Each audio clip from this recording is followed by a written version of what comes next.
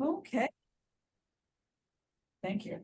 It is 7 o'clock, so I'm going to use my outside voice and call the August 16th meeting of the Town of St. Andrews Planning Advisory Committee meeting to order here at the W.C. O'Neill Arena Complex Council Chambers.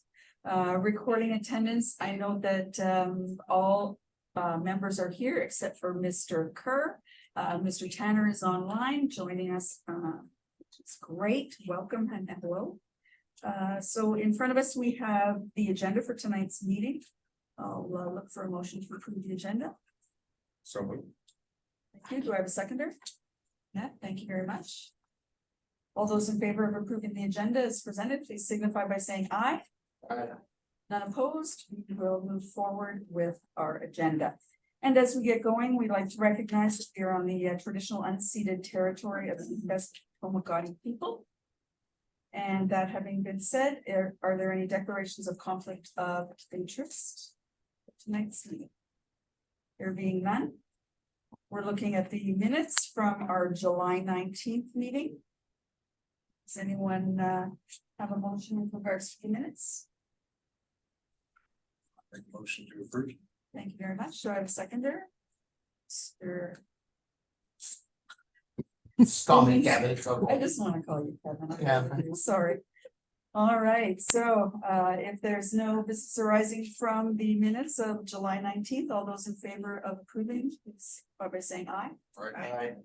And there being none opposed, we have approved the minutes from July 19th. All right, so moving forward in our agenda, we have no presentations or delegations, no zoning applications. We have some variance applications that we're going to be hearing tonight. And so as we move forward, we're looking at reference number PAC 230805. This is a variance application for an accessory dwelling unit at PID 013-2080 or 57 Ernest Street.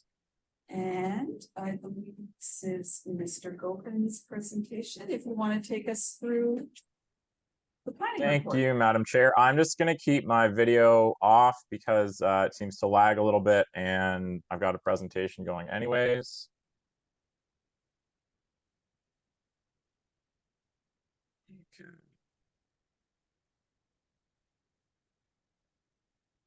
So I will give you a heads up. There are two fairly similar requests that I'll be talking about. One is 57 Ernest, the other is 62 Edward. And we're starting with 57 Ernest, but there are a lot of similarities, but some key differences as well. So this is a 0.3 acre corner lot in the serviced residential zone with an existing 2.5-story building and 2 accessory buildings. One of those would be demolished and one would be rebuilt as a 2-story with a 2-story with a 600 square foot footprint, garage, and ADU. So it would be an accessory structure with 2 different accessory uses in it.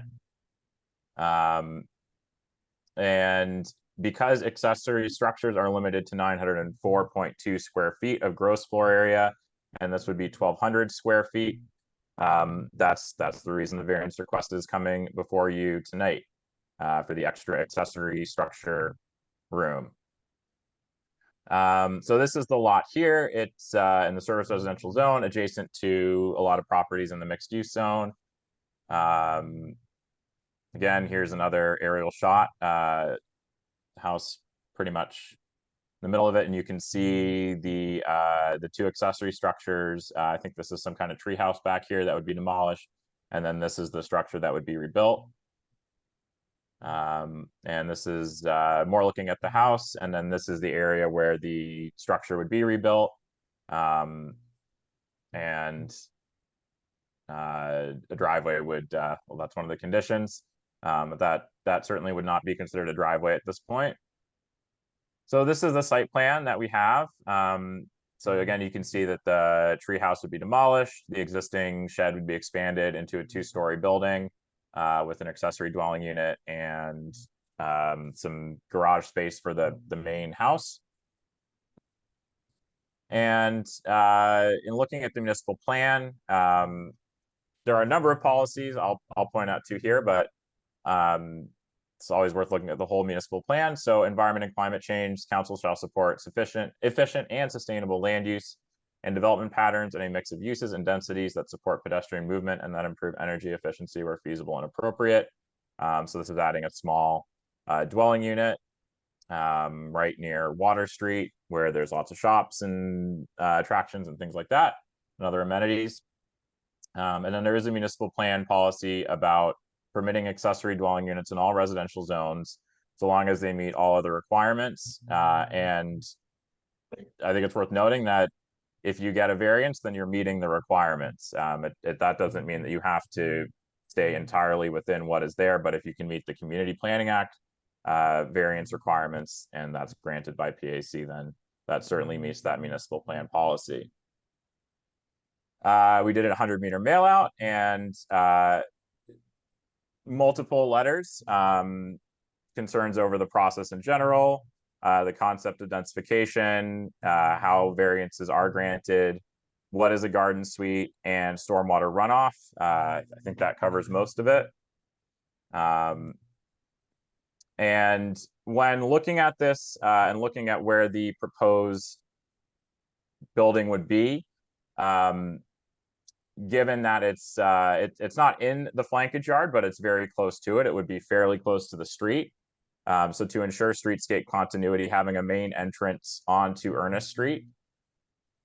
And while the height is in the zoning bylaw is limited by the main building on the lot, because the main building adjacent to this on the lot adjacent to it is shorter than that main building, it would make sense to have a condition that limits the height to that. So it does not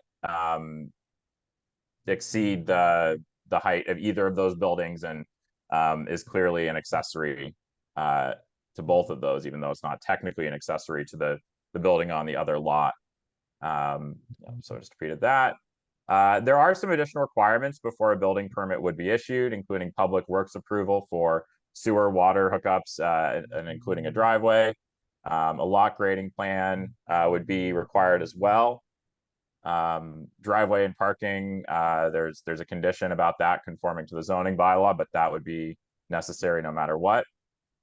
And just a final point, that short-term rentals and accessory dwelling units are clearly allowed uses in the zone. And what the variance request is for, and it is a little confusing. It's really for an accessory structure that is over 300 square feet of what the gross floor area of accessory structures can be for the for that zone, the 900 square feet. So it's really not about the use, it's about the overall floor area of the accessory structure. And Section 55 of the Community Planning Act grants PAC the authority to give variances if it is desirable for development and is in keeping with the general intent of the bylaw and any plan under the act.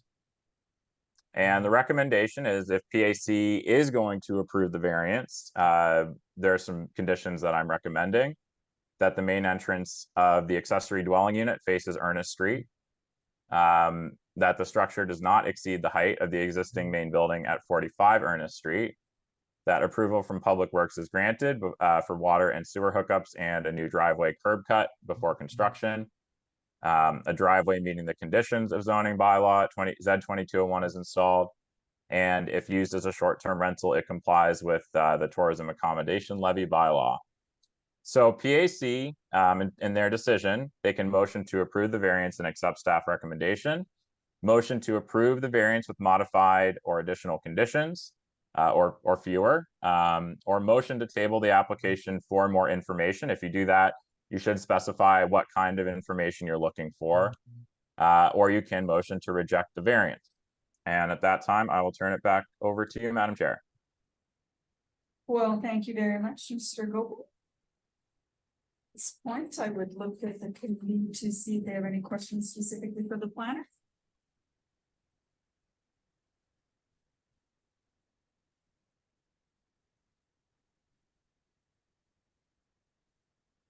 Yes, ma'am. So Sandra, you said that the new structure would have to have a driveway, correct? A new driveway? Well, the use would require parking. An accessory dwelling unit requires a parking space. So there would have to be a parking space on the lot for that structure. And if it was going to be wherever it is, it's going to have to meet the requirements. They could use the existing driveway if there's enough parking spaces there. It's a fairly large lot, so that's why it's more about meeting the requirements than clearly identifying it on the site plan at this point, because that would have to be reviewed prior to issuance of the actual permit. And it would require how many parking spots? One additional parking spot. So the main use requires one, and then this would require one as well. Thank you. Other questions for the planner? Mr. Tanner, I don't mean to ignore you. I'm sorry. I'm having a little trouble with the whole online thing. So please forgive me. I hope you'll speak up if you need to chime in. Absolutely. Don't feel ignored. Thank you very much. Thank you. Excellent. Did you have any questions? Just one. I was wondering if there has been a more detailed plan, floor plan and elevations that have been seen for the project. No, there have not at this time. And I did speak with the applicant, and he did not have them at this time. Okay, thank you. Would it be normal that those would be provided for this at this juncture? They would definitely be required for rezoning. Like, that's something that council definitely wants to see. It depends on variances. It's, you know, it's up to PAC. If you want to see more information, then that's something you can definitely table the application for, to get, you know, those renderings or whatever it is you would want to see. Just looking, Xander, through some of the correspondence, is there a clear or delineated definition or difference between an accessory dwelling unit and a garden suite? Yeah, so it's a little convoluted, but the definition of an accessory dwelling unit in an accessory structure is a garden suite. And a garden suite, it's not that the building has to be one story, but the accessory dwelling unit in that building can only be one story and has to have 2 bedrooms. But the overall structure could be 2 stories as long as the accessory dwelling unit itself is only one of those stories, and it doesn't specify which story it is. And if you actually look at the definition of garage, it includes an accessory dwelling unit in there. And that's a pretty typical configuration, to have a garage and an accessory dwelling unit above it. Yes, okay. All right. No, understood. And that's you know, basically this is a garage with a finished loft above it. Yeah. Yeah, okay. I do believe the applicant is here, so again, he might be able to answer some more questions. Okay. All right. Nope, that's good for now. I guess you know, I don't know if it's appropriate, but my opinion would be to support it. You know, we're looking for more places for people to stay, and you know, my opinion myself is that it should be supported. But anyway, I'm sure, you know, Madam Speaker, you'll probably ask for a vote or whatever, so don't mean to jump the gun, but thank you very much. Will do. Thank you very much. And if there's no other questions, Oh, sorry, please. I just have one question, Xander. The 904 square feet, that was an increase from what was previously the allowable size for accessory dwelling. I think it was 6. I can't remember if it was 604 or 625. Okay. So, I mean, as we see right now, we've got 2. As you mentioned, we've got 2 applications. I'm just sorry. trying to. Sorry. So we already have, like, as you mentioned, we already have 2 applications kind of the same. I'm just wondering, and we've talked about this before. I'm just wondering whether this parent bylaw of 904.2 square feet is really serving the purpose that we need to serve it as. It seems like we've been running into this more and more. I mean, that's something that I think should be looked at.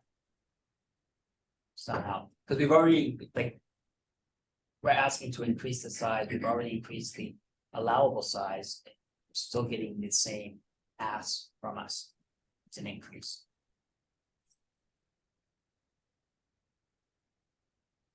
So we, in our role as advisory committee, can certainly make some recommendations to council. Yeah. But we still have to adjudicate this particular variance request. Mr. Cross. Sandra, just for clarity, when you started your presentation, and my ears may not be working correctly at all, but I thought you said that they were using one of the existing buildings to build onto. It would be considered rebuilding under the zoning bylaw. So I don't know really what extent of that building would be kept, but because it would be in the same location, and not getting any closer to lot lines, it's considered rebuilding. Is that in the proposal, it says that both outbuildings on the property would be demolished and hauled away. So I was just wondering whether they were actually using part of what was there. You could ask the applicant that. Under the language of the zoning bylaw, it's demolishing and rebuilding would be the same as keeping part of the building and rebuilding. In terms of like footprints and things like that.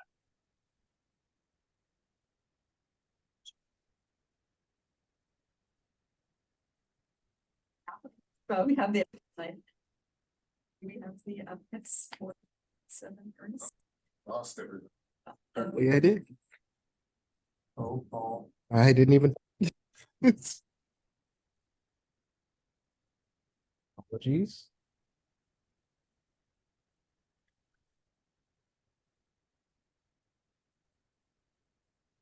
Decided to. Deal with this. Yeah, if you don't mind. Yeah.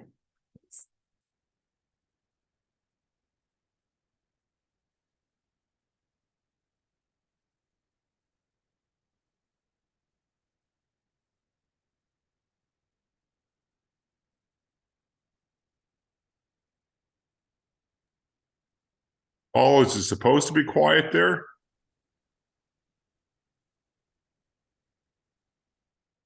May have lost connection.